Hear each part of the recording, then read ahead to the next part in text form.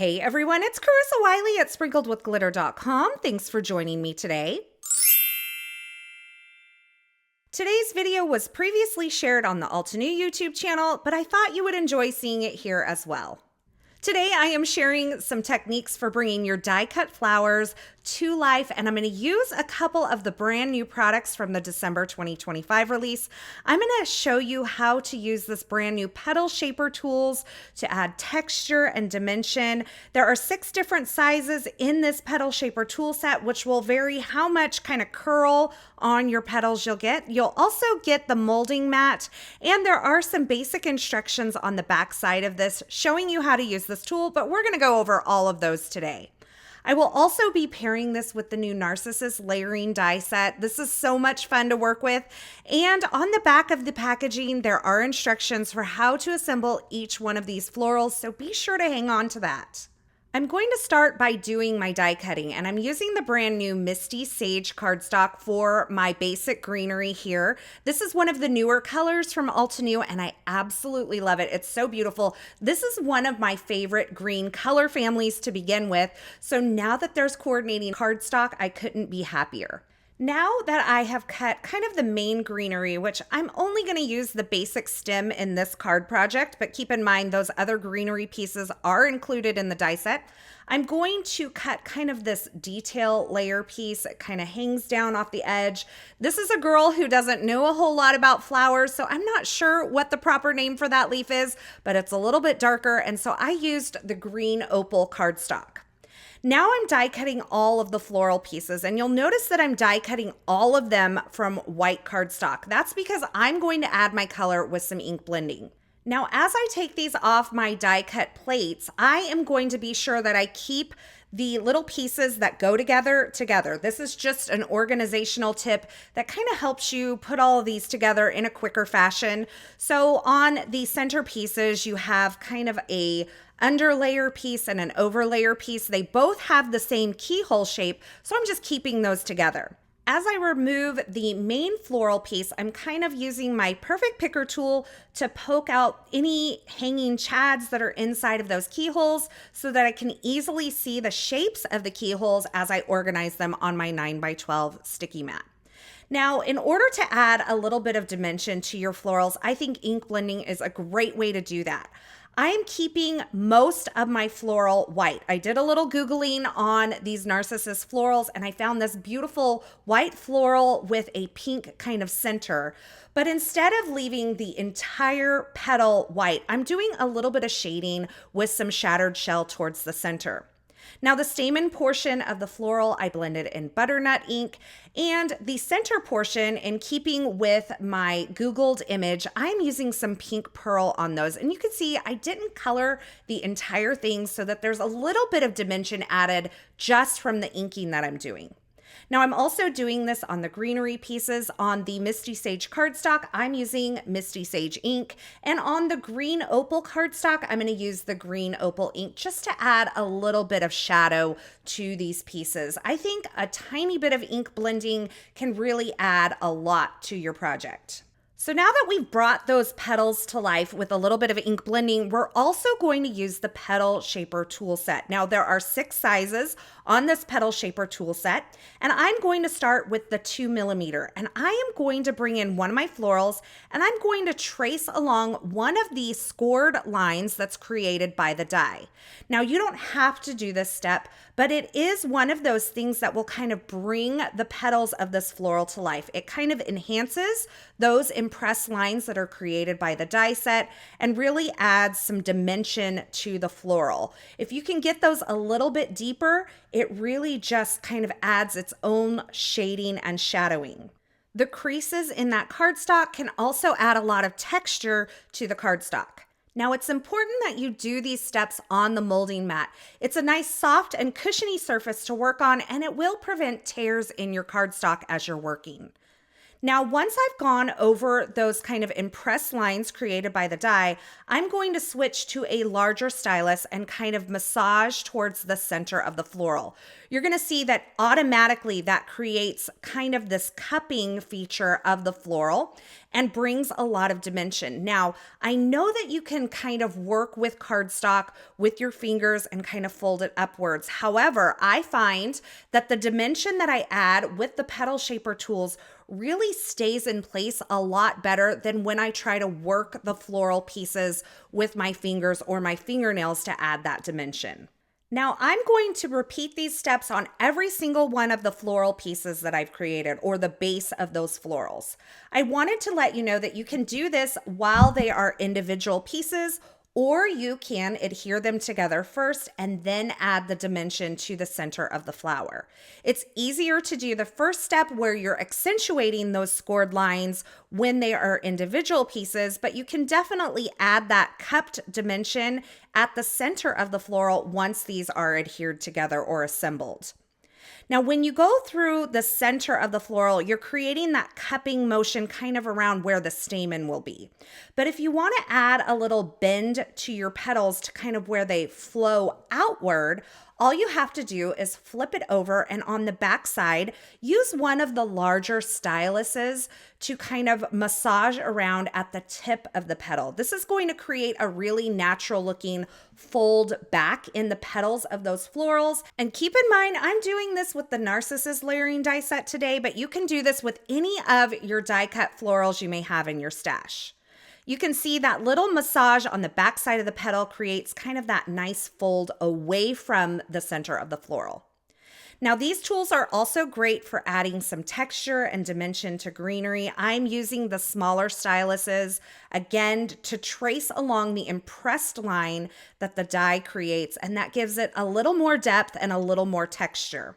Now, once I've kind of worked through the florals and the greenery, adding all of that dimension, all of that texture, and bringing everything kind of to life, I'm going to start the assembly process. Starting with this little lower leaf here, there are 2 pieces, and I'm using my micro tip tweezers to help me position things and make working with some of these smaller die cut pieces a little bit easier.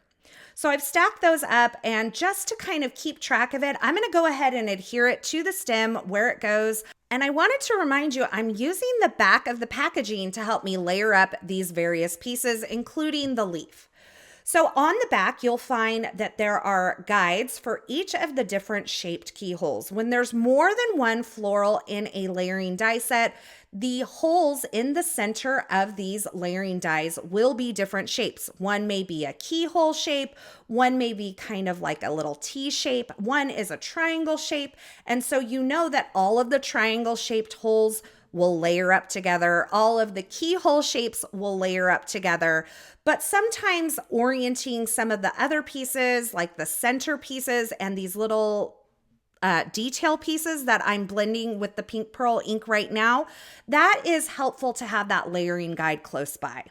Now, when I originally blended these pieces that I'm blending here, I had blended them in Shattered Shell, but I realized that they needed to be kind of a darker version of the center of the floral, which I had used pink pearl for. So I went back and added a heavier hand of pink pearl over the top of the blending that I had already done. The first floral I had assembled kind of away from the stem, but I found that actually layering these up on the stem was a little bit easier because it helps you position the florals in the correct direction according to the stem. So if you put this kind of piece on the top, you can't see through the keyhole anymore, and then it's hard to kind of line it up on the stem. So instead of assembling the florals away from the stem and then bringing them to the stem, I found that assembling them directly on the stem was the way to go. I'm going to finish this up by adding the little bud here at the left, and that completes the assembly of my Narcissus florals. Now, if you've found through the assembly process that you've kind of flattened some of those out, you can take this back to that molding mat, and you can see I'm kind of pressing around the floral centers to bring a little bit of that shaping back to the florals that I created earlier. Now for my background, I'm going to create a watercolor background. I'm using some A2 watercolor paper from Altenew. This is a beautiful cold press watercolor paper. It has a lot of texture, and these are pre-cut down into A2 size panels. So I really love that.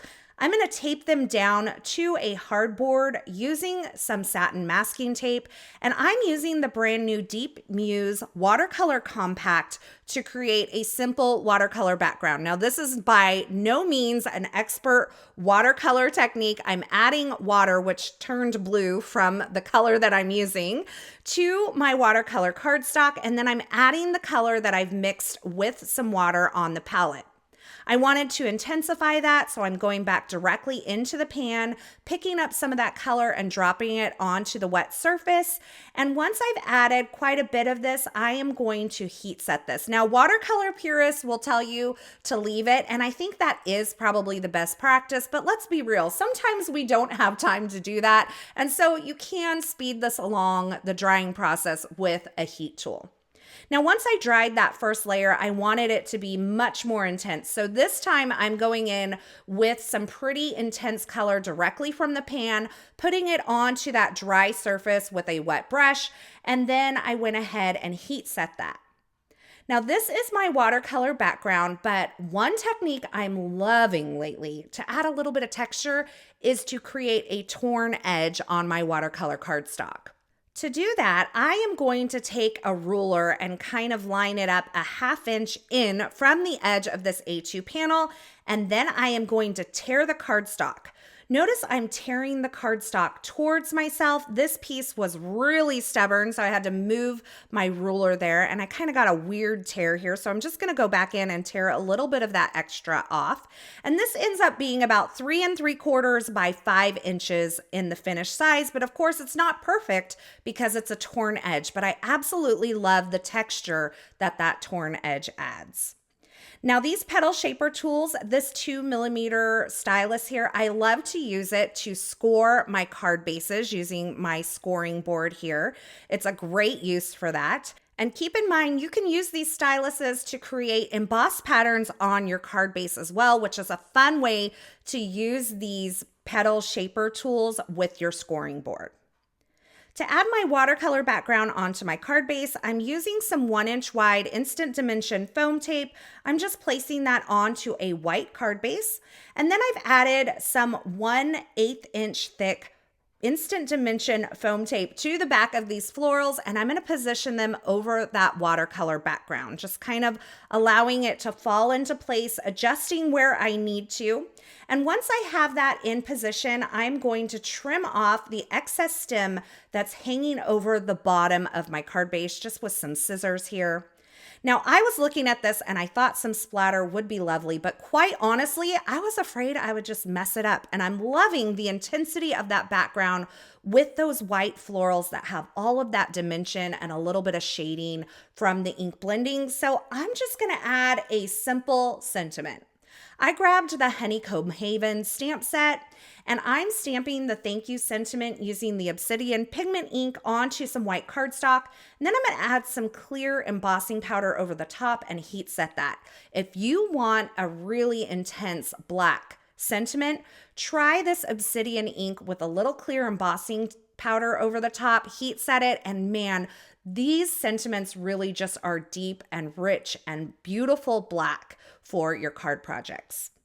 I die cut using the coordinating die and then place that onto my card front using some foam adhesive. And there you have it, a beautiful card project featuring some tips and tricks for bringing your die cut flowers to life. A little bit of ink blending and the Petal shaper tool can go a long way for adding life to what can sometimes feel like a lifeless paper die cut. I love all of the cupping and the dimension that this adds and the way that these florals just feel like they're jumping off the card. Now, this may be one that's a little more difficult to mail, but this can definitely be used for a card that you're handing out in person, or it can be mailed in a shallow box. Now, as always, I will have links to the featured products used in this project in the YouTube description below. So if you're looking for something in particular, be sure you check there, or you can head on over to the coordinating blog post. Over there, you'll find more still shots, more information, and a complete list of supplies. As always, I want to say thanks for stopping by and hanging out with me today. I hope you enjoyed this project, and I hope you enjoyed this video. If you did, be sure to give this video a thumbs up, and don't forget to subscribe and turn on the notifications here so you don't miss any of the video tutorials shared. Thanks again for watching, and until next time, I hope you have a fabulous day.